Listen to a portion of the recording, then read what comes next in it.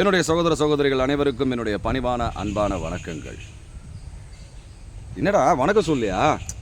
சும்மா மாமா, நான் ரொம்ப கோவத்தில் இருக்கேன். ஏன்டா, என்னடா ஆச்சு? பின்ன என்ன மாமா, எம்எல்ஏ எனக்கு கோவம் வருது. இதை பண்ண அதை பண்ண கோவம் வந்தாலும் எனக்கு தான் கெட்ட பேர் வருது மாமா. சும்மா இரு மாமா. ஏண்டா, கோவப்படுறதுனால உனக்கு கெட்ட பேர் வருன்றது உனக்கு தெரிஞ்சும் ஏன் கோவப்படுற? அதை அடக்க தெரியாதா உனக்கு?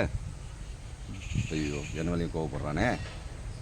சொல்கிறா, கோவன்றது நமக்கு எதிரின்னு உனக்கு பெரியவங்க கற்றுக் கொடுத்துருக்காங்களா இல்லையா? ஸ்கூல் மாஸ்டர் சொல்லி கொடுத்தாரா இல்லையா? ஏன் அவர் என்னென்னமோ சொல்லித்தராரு. ஆமா, கோவத்தெல்லாம் கண்ட்ரோல் பண்ண முடியாது. சும்மா இருக்கியா?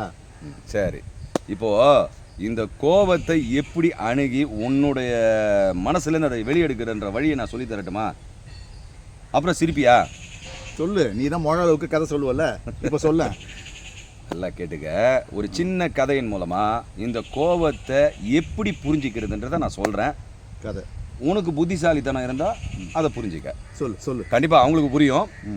நேயர்களே, தயவுசெய்து புதுசாக பார்க்குறவங்க சப்ஸ்கிரைப் பண்ணிக்கோங்க, லைக் பண்ண மறந்துடாதீங்க, கமெண்ட் பண்ணவும் மறந்துடாதீங்க. இப்போது ஒரு குருநாதர் இருப்பார், அவருக்கு நிறைய சிஷ்யர்கள் இருப்பாங்க. இப்போ எப்படி நான் ஒரு குருநாதர், நீ சொல்ல வரேன், நீ சிஷ்யனாக என்கிட்ட வந்துட்டேன்னு சொல்ல வந்தேன். ஸோ அந்த குருநாதரும் சிஷ்யர்களும் இருக்கும்பொழுது குரு வந்து எப்பயுமே சிரித்த முகமாக சாந்த குணத்தோடு இருப்பார். இந்த சிஷ்யர்களுக்கெல்லாம் அவரை பார்த்தாலே பொறாமை, உனக்கு என் மேலே பொறாமை வரா மாதிரி. சொல்லு. அப்போ போய் குரு கிட்ட கேட்பாங்க, குருவே நீங்கள் எதுக்குமே கோவப்பட மாட்டேங்கிறீங்களே, எல்லாத்தையுமே ஹேண்டில் பண்ணுறீங்களே. அவன்லாம் மனுஷனா? அவன்லாம் கோவப்படாதவன் மனுஷன் இல்லை, தேவர்களுக்கும் சமமானவன், கோவப்படாதவன், உயர்ந்தவன்னு வச்சுக்கேன். எப்பயுமே கோவப்படாமல் இருக்கீங்க, எல்லாத்தையுமே சிரிச்சுக்கிட்டே ஹேண்டில் பண்ணுறீங்க. ஆனால் எங்களுக்கு அந்த கலை நீங்கள் சொல்லிக் கொடுக்குறீங்க, இருந்தாலும் எங்கள் மரமண்டையில் ஏற மாட்டேங்குது. ஒன்றும் இல்லை மாமா, அந்த சிஷ்யர்களை அந்த மரமண்டைகளுக்கு ஏற மாட்டேங்குது, அதனால் எங்கள் மரமண்டையில் ஏறுற மாதிரி ஒரு விஷயத்த சொல்லிக் கொடுங்கன்னுவார். அது மாதிரி நானும் உனக்கு ஒரு விஷயம் சொல்கிறேன், குரு சொன்னதை சொல்கிறேன். சொல்லு. குரு வந்து ஒரு படகுல நதியில் நடுவில் போயிட்டுருப்பார், அங்கே போய் தியானம் பண்ணிக்கிட்டு இருப்பார். ஏன் அவருக்கு இங்கே உட்காந்தாலும் வராத? நடுக்கடலில் போய் பண்ணோமா? கொஞ்சம் சத்தமாக பேசலாமே, கோவப்படும் போது மட்டும் சத்தமாக பேசுகிற, அவங்களுக்கும் காதில் விழணும்ல. தெரியுமாம்மா, அவர் என்ன இங்கே உட்காந்து பண்ண தியானம் பண்ணாக்கா அவருக்கு இதெல்லாம் இல்லைம்மா. ஒரு சில இடங்களில் வந்து அமைதித்தன்மை இருக்கும், அந்த இது இருக்கும், அதெல்லாம் உன்னை சீக்கிரமாக உன்னை டீப்புக்கு கொண்டு போகும். ஆமாம், நீ தானே சொன்ன சத்தம் விழுந்தால் கூட நம்ம உட்காந்து தியானம் பண்ணும்போது அமைதி நிலைக்கு போயிடுவான்னு. சரி கேளு, இரு மேட்ரை முடிச்சிடுறேன், அதுக்கப்புறம் நீ சொல்கிறதுக்கு வர. சொல்லு. ஸோ அவர் அந்த அமைதியில் தன்னுடைய நிலைக்குள்ளே போயிட்டு தியானம் பண்ணிக்கிட்டு இருக்கும்போது அந்த மனுஷனுடைய படகுல ஒரு படகு வந்து பொம்முன்னு மோதும். பொம்முன்னு மோதின உடனே அவருக்கு செம்ம கோவம் வருங்க.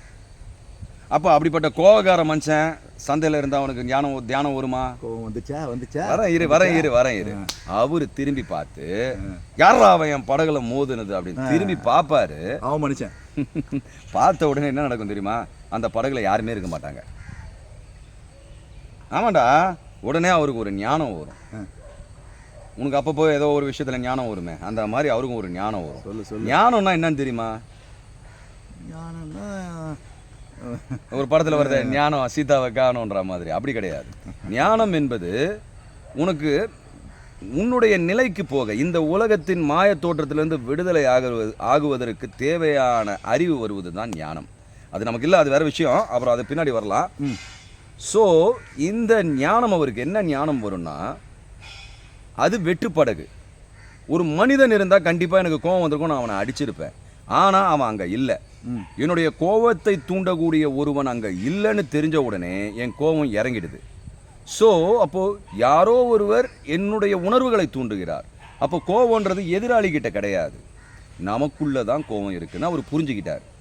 எப்படி நமக்குள்ளே இருக்கும்? இப்போது நைட்டு தூங்க போகிறது யார்? நம்ம தான். நீ தான். நான் ஏன் உங்க கூட வந்து தூங்க போகிறேன்? நைட்டு தூங்க போகிறது நீ, காலையில் எழுந்துக்கிறதும் நீ. அந்த இடைப்பட்ட நேரத்தில் நீ இல்லை, அதை விட்டுரு. நீ எப்பவுமே உங்ககிட்ட இல்லை, அது வேற விஷயம். கேளு. அப்போது இடைப்பட்ட நேரத்தில் நீ இல்லை அங்கே. ஆனால் நீ உணர்வாக வந்த பிறகு அப்பொழுதுதான் உன்னோட உணர்வு வேலை செய்ய ஆரம்பிக்குது. காலையில் ரொட்டீனாக எல்லா வேலைகளையும் செய்கிற, எல்லாமே பண்ணுற.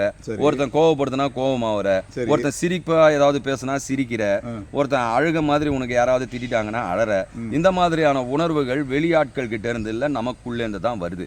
வெளியில் இருக்கிற பொருட்கள் நம்ம உணர்வை தூண்டக்கூடியது. ஸோ இந்த தூண்டுதல் என்கிற ஒரு விஷயத்தை நம்ம புரிஞ்சுக்கிட்டோன்னா, அந்த உணர்வுகள்லாம் என்கிட்ட தான் இருக்குது, அது நான் வரணும்னு நினச்சா வரலாம், வேணான்னு நினச்சா அதை தவிர்க்கலாம்ன்றதை புரிஞ்சுக்கிட்டீங்கன்னா வெளியில் இருக்கிற பொருள் உன்னை தூண்டுறதுக்கு வாய்ப்பே இல்லை. அதாவது ஒரு ரம்பையும் மேனகையும் ஊர்வசியும் வந்தால் கூட எப்படி ஒரு தவம் பண்ணுற ஞானி அதை பார்த்து மயங்க மாட்டானோ, அதுபோல் எதிராளி நம்மளை தூண்டினா கூட நம்மளுடைய உணர்வுகள் நம்மளை மீறி எதுவும் போகாது. இதை அடக்குனா பெருசாகும், ஆனால் அதை அடக்காமல் புரிந்து கொண்டால் அந்த கோபம் சாந்தமாக மாறிவிடும். அதனால தான் எல்லாத்துலேயுமே பார்த்தா சாந்தமாயிருன்னு சொன்னாங்க. ஏய், சாந்தமாயிட்டியடா. ஸோ இந்த கோபம் என்கிறத நம்ம புரிஞ்சிக்கணும். ஆசை என்பதை புரிந்து கொள்ள வேண்டும். இதெல்லாம் வெளிப்பொருட்கள் தூண்டக்கூடியது தான். அதனால் நான் என்ன சொல்ல வரேன், புரிஞ்சிக்கோ, கோபப்படாத. எதுக்குமே கோபப்பட வேண்டிய அவசியம் இல்லை. அந்த கோபப்படுறதுக்கு முன்னாடி ஒரு நிமிஷம் கூட அதிகம், ஒரு 10 செகண்ட் யோசி, இந்த கோபத்தினால எனக்கு என்ன லாபம்? இப்போ நீ இப்போலாம் கோபப்பட்டு ஏதோ லாபம் கிடைச்சதா? ஒன்றும் கிடையாது, நஷ்டம்தான். உனக்கு பிபி ஏறும், உன்னுடைய மூளை மழுங்கும், அடுத்தது யோசிக்க முடியாது, என்ன பண்ணுறதுன்னு தெரியாது. ஸோ இந்த கோபத்தை நாம் கவனித்தோன்னா, இது எதனால், இந்த கோபம் தேவையில்லை, இந்த கோபத்தினால நான் எதையும் சாதிக்க போகிறதில்ல, எனக்கு நஷ்டம் தான்றதை நம்ம புரிஞ்சுக்கிட்டோன்னா, எதிர்விளைவுகளும் மோசமாக இருக்குன்றதை புரிஞ்சுக்கிட்டோன்னா நம்ம சிரிச்சுக்கிட்டே போகலாம். உதாரணத்துக்கு நேற்று கூட சொன்னேன், எவனோ ஒருத்தன் பைக்கில் வரும்போது லெஃப்டில் கை போட்டு ரைட்டில் திரும்பிட்டு அவனை திட்டினேன்னு. தப்பு தானே? தப்பு தான். ஆனால் அவன் பாசிங் கிளவுட்ஸ், அவன் அந்த நொடியில் போயிடுவான்.